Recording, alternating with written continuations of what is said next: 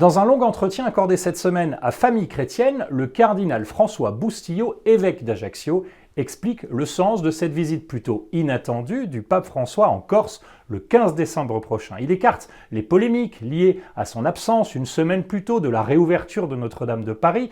Il évoque surtout les vrais enjeux de la piété populaire sur l'île de Beauté, au centre de cette brève et historique visite.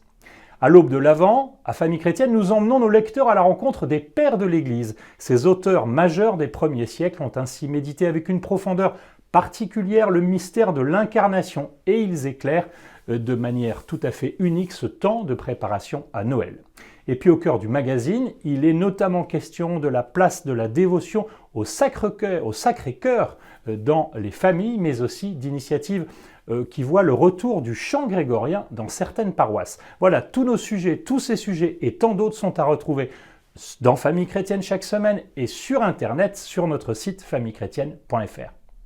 À quelques jours du début de l'Avent, et oui, déjà, nous voulons vous raconter cette semaine dans la vie une histoire qui commence il y a 800 ans dans l'Ombrie italienne. Saint François d'Assise, qui est arrivé à la fin de sa vie, écrit le Cantique des créatures, connu aussi sous le nom de Cantique de Frère Soleil. Comment est-il arrivé à écrire cette prière, ce chant, considéré parfois comme naïf, mais qui est en fait un vrai texte de maturité pour le saint, qui aura une influence décisive sur l'histoire de la langue italienne ou encore sur la pensée écologique contemporaine, jusqu'à donner son titre à l'encyclique Laudato Si. C'est cette histoire que nous avons voulu vous raconter en détail cette semaine dans la vie, et vous proposer aussi un programme pour l'Avent, pour les 4 dimanches qui viennent, se mettre à l'école du Cantique des créatures pour avancer vers Noël. Tout cela est à retrouver donc dans La Vie cette semaine en kiosque bien sûr, mais aussi dès maintenant sur notre site internet et notre application mobile.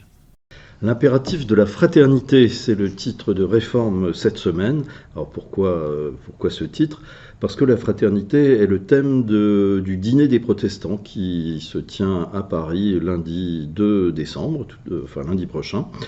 C'est la 4e édition de ce rendez-vous de visibilité et de collecte de fonds. Et Christian Krieger, président de la Fédération protestante de France, nous explique que ce dîner est désormais bien installé dans le paysage religieux de la France et qu'il est un moment fort de la parole protestante dans le pays. Mais nous en profitons surtout pour revenir et approfondir la notion de fraternité qui se trouve au fronton de la République et qui a aujourd'hui une valeur constitutionnelle. Et nous l'approfondissons avec des universitaires, des théologiens, des sociologues ou des historiens.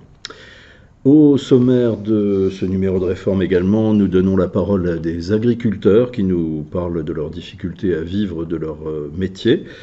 Nous revenons également sur la parution du dernier volume de la Bible commentée verset par verset par notre ami Antoine Nuis. Le dernier volume est paru et donc la Bible est désormais complète, commentée verset par verset. Tous ces sujets et puis les rubriques habituelles de Réforme, vous les retrouvez dans Réforme sur abonnement ou sur réforme.net. Cette semaine, le train s'invite en couverture du pèlerin. Alors que des incidents se sont multipliés sur les lignes ferroviaires françaises ces derniers jours, le pèlerin dresse le bilan. 5 ans après l'ouverture du marché du rail à la concurrence, voyage-t-on mieux à bord des TGV et des TER ? La promesse d'une offre plus large, à des tarifs plus avantageux, a-t-elle été tenue ? Des questions auxquelles répond notre enquête. Si chacun aspire à aller et venir librement, trop d'entraves demeurent pour les personnes peu ou pas valides. Mais cela n'arrête pas Charlotte de Villemorin, écrivaine, entrepreneuse et tétraplégique, lauréate du prix Pèlerin du livre de témoignages qui lui est remis cette semaine pour son livre « Ceci est mon corps », paru aux éditions Grasset. Notre jury de lecteurs a aussi distingué Vianney de Boisredon, auteur de Step by Step, publié chez Flammarion. Son road trip en stop, logé chez l'habitant jusqu'aux portes de la Chine, l'a vu revenir transformé par les rencontres faites en chemin. 2 belles personnalités, 2 itinéraires inspirants à découvrir dans le pèlerin. Bonne lecture et bonne semaine. Bonjour, l'étonnante histoire de la médaille miraculeuse, la fameuse médaille de la rue du Bac à Paris. Voilà ce que vous propose de découvrir France Catholique cette semaine. Une médaille demandée par la Vierge Marie en personne le 27 novembre 1830 à une novice des Filles de la Charité du 140 rue de la rue du Bac à Paris. Elle s'appelle Catherine Labouré. Outre l'histoire de la médaille et de sa diffusion, le journal vous propose de remettre cette apparition dans le cycle des apparitions mariales du 19e siècle et de faire le lien avec la proclamation du dogme de l'Immaculée Conception. Et puis, à découvrir également dans France Catholique, un grand entretien avec le politologue Jérôme Fourquet, qui acte dans son dernier livre la dislocation de la matrice catholique dans la société française, la chronique du philosophe Frédéric Guillot sur la venue du Christ dans l'histoire humaine. Ce n'est pas à n'importe quel moment, il nous explique pourquoi.